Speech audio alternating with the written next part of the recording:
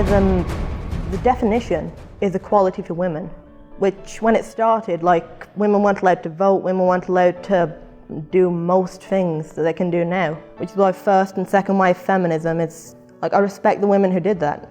It had flaws, but who doesn't have flaws? From work in both graphics and the gaming industry, I don't think, while there's certainly a gender imbalance, I don't see it as much of an issue or much of a boundary for me to get over.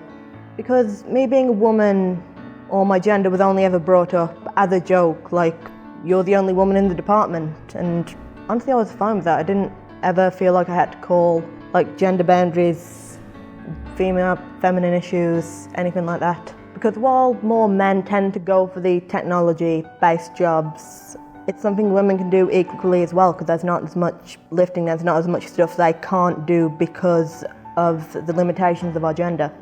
I haven't really thought of it, but that's because I don't think of my gender very often. Like, my friends will bring it up every once in a while, but that's like the only time I generally see myself as a woman, or I think, oh yeah, I'm a woman. I have that realization sometimes. I was really into a card game called Yu-Gi-Oh!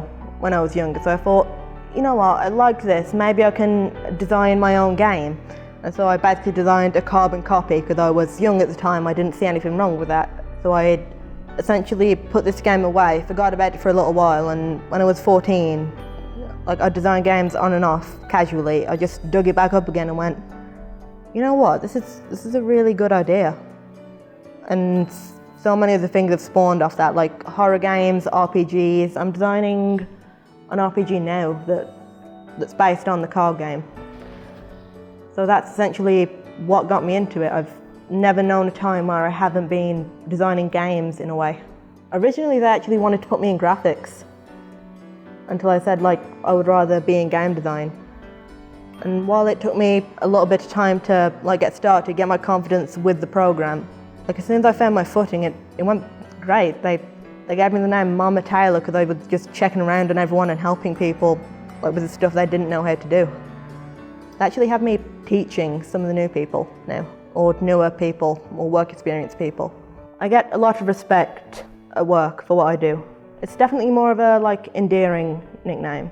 Women in the gaming industry doesn't bother me because I don't personally see it as an issue, or I don't see people acting on the issue.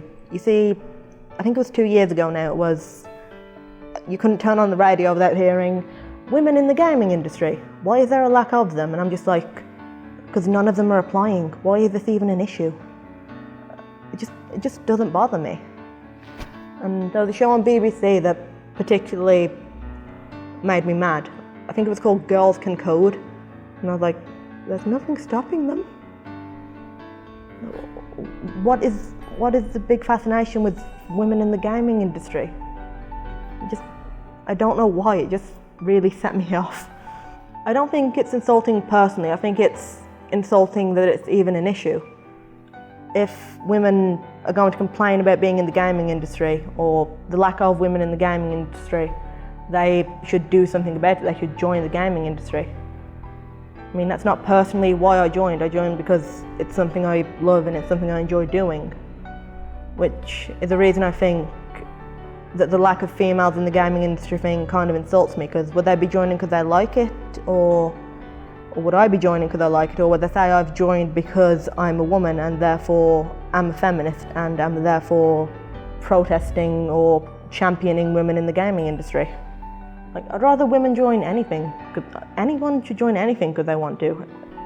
I don't give advice based on gender, so the advice I'll give, like, any young person, young child, is that as you grow up, you're going to see a lot of darkness in the world.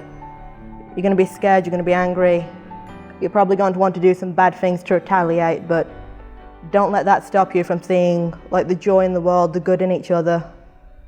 Just treat each other as equals. Treat each other the way you would want to be treated.